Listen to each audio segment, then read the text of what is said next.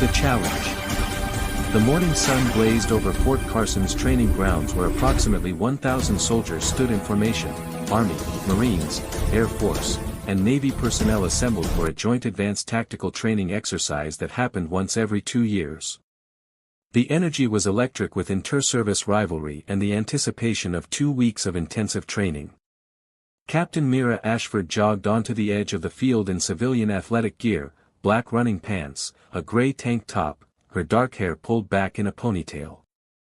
She'd just driven 8 hours from her previous assignment and hadn't had time to change into uniform before meeting the exercise coordinators.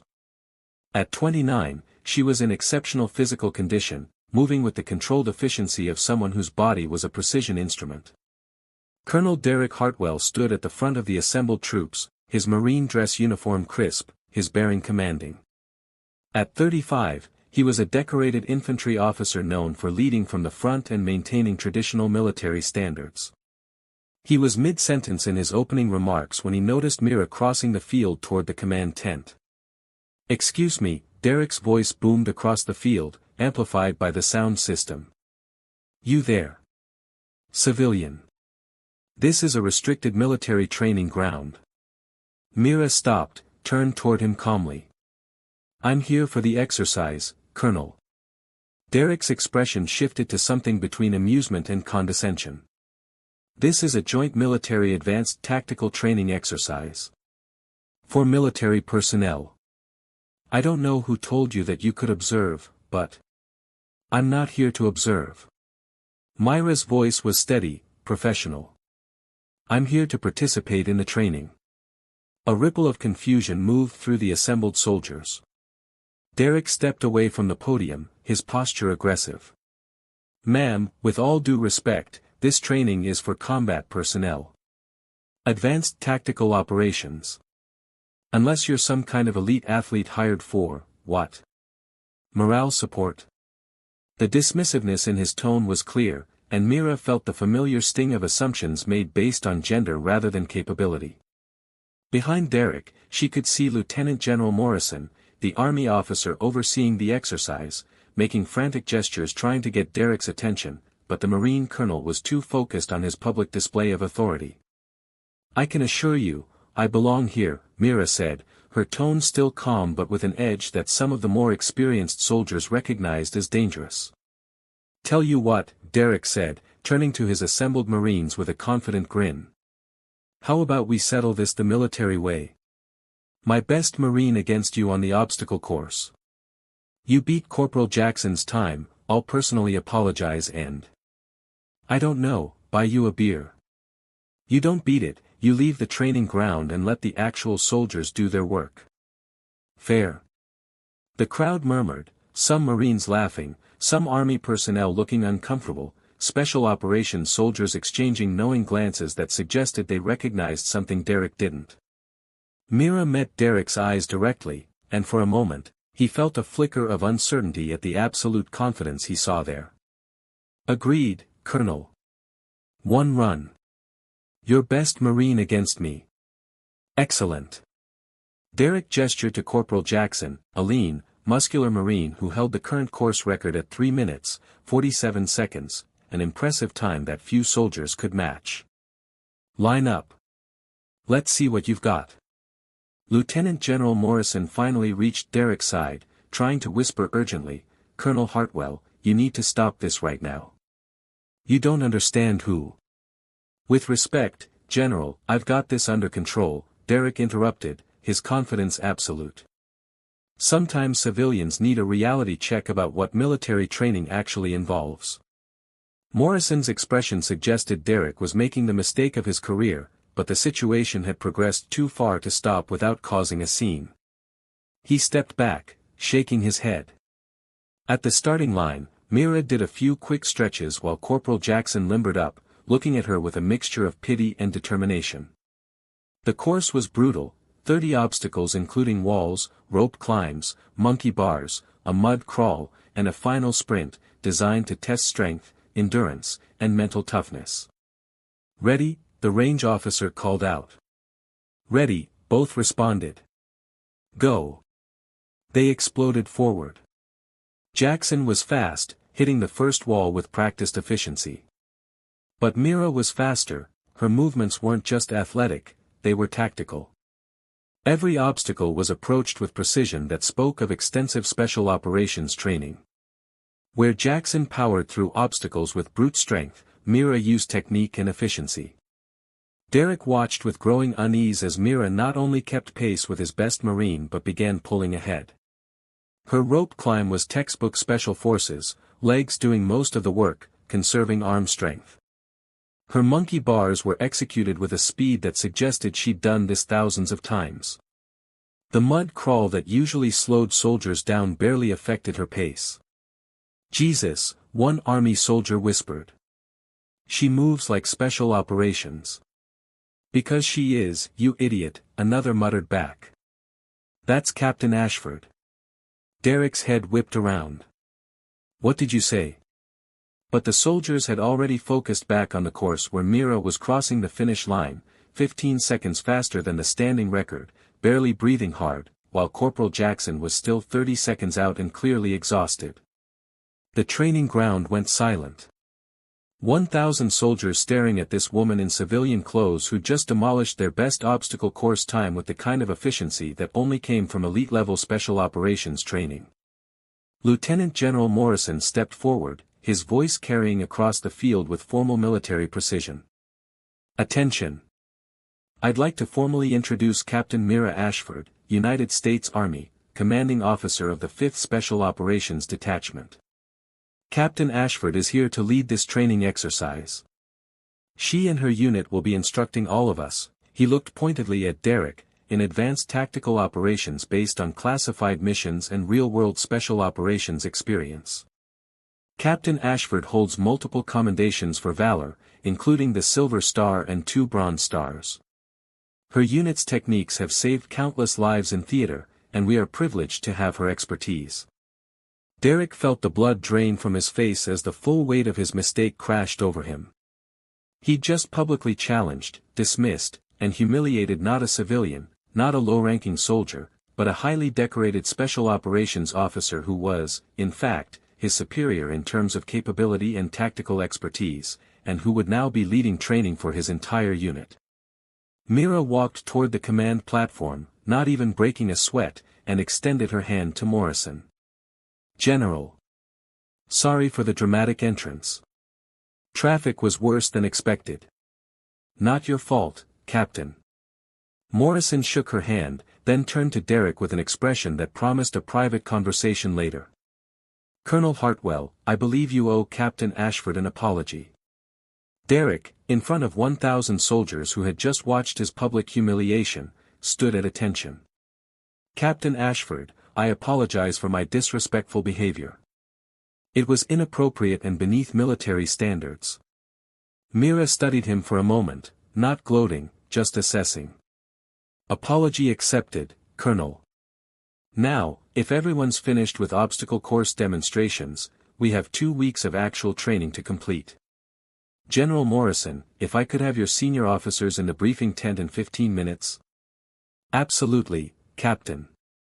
As the formation broke up and soldiers dispersed to their assigned areas, Derek stood frozen, feeling the weight of stares and whispers.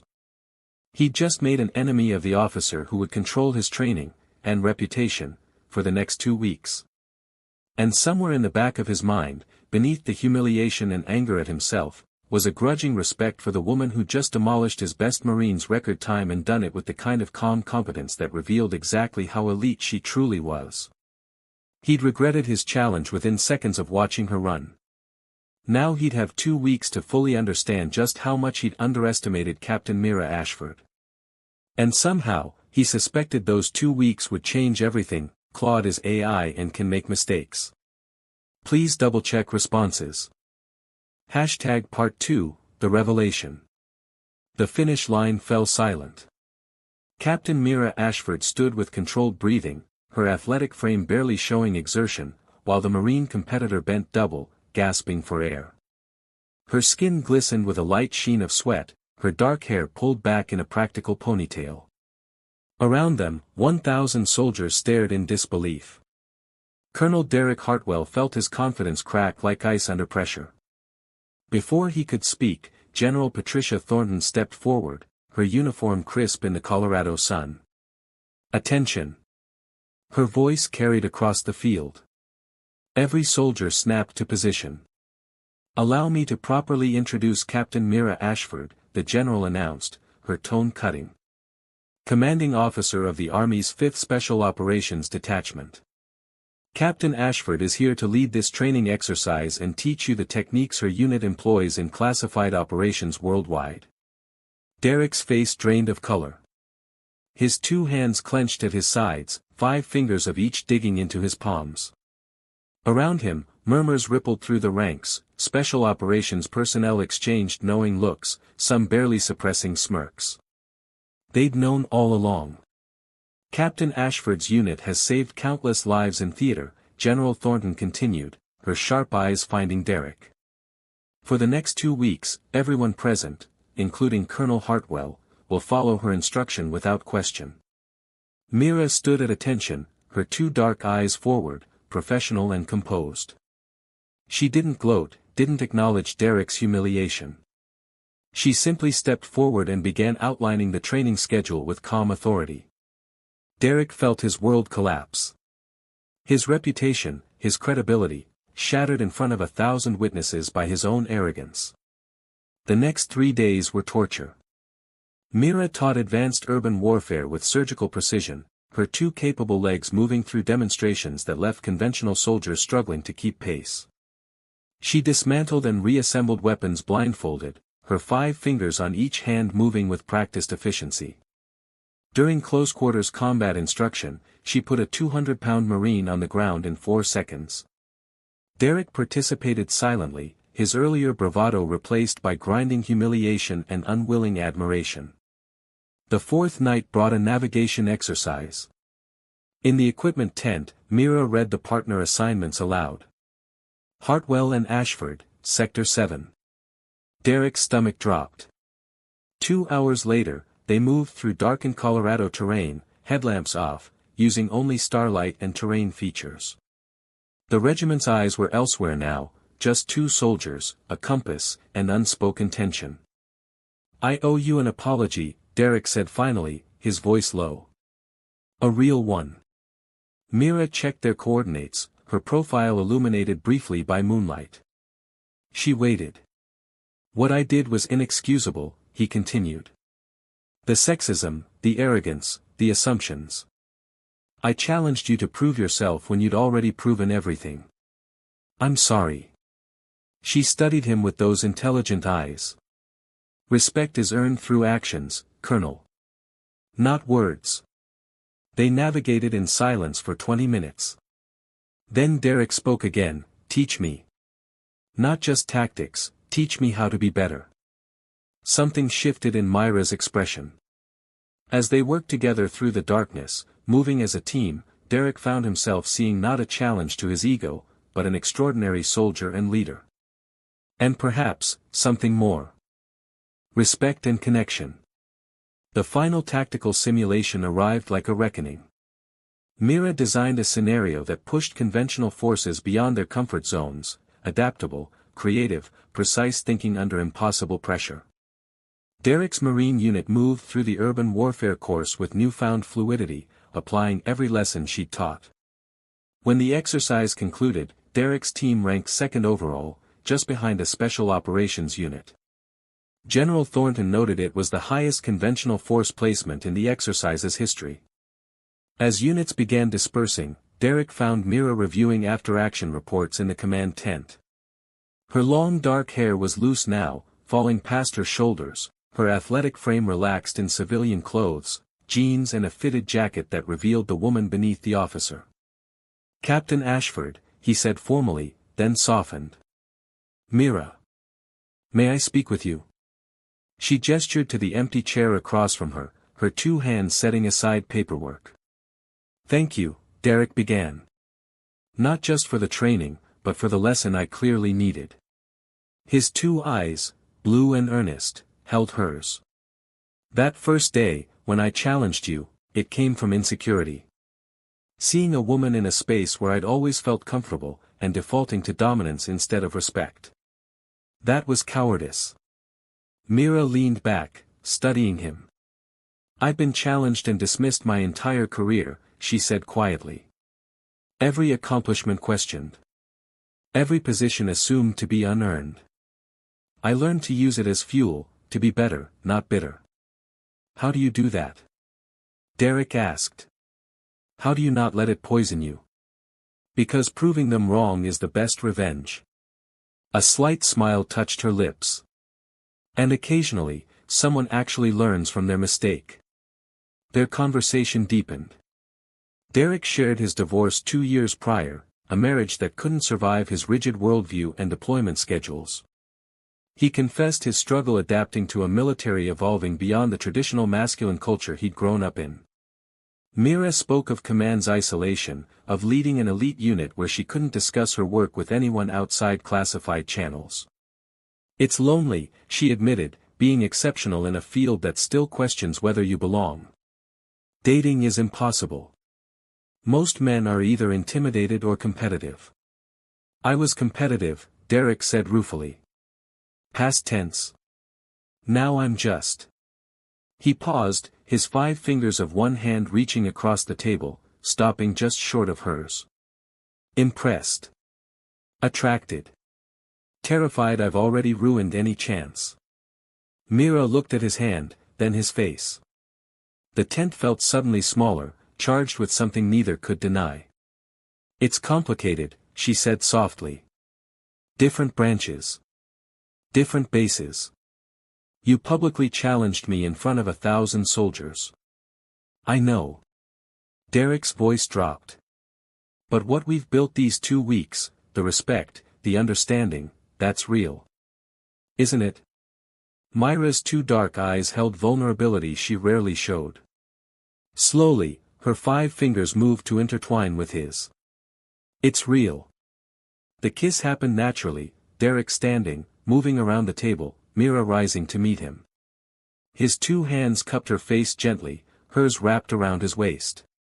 When their lips met, it tasted like hard-won trust and new beginnings. 3 months later, Derek stood before his Marine unit. I owe you all an apology, he said formally. My behavior at Fort Carson was unacceptable. I let sexism and arrogance guide my actions. I've enrolled in additional leadership training to ensure I'm the officer you deserve. The speech was Derek's idea. Mira had only asked that he mean it. 1 year later, at a joint military ceremony in Washington, D.C., Mira stood on stage receiving a commendation. Her training program had been adopted military-wide, revolutionizing how conventional forces integrated special operations techniques. Derek sat in the audience in his dress blues, watching the woman he'd once dismissed receive recognition from the Secretary of Defense herself. His chest swelled with pride, not possessive, but genuine admiration for her brilliance.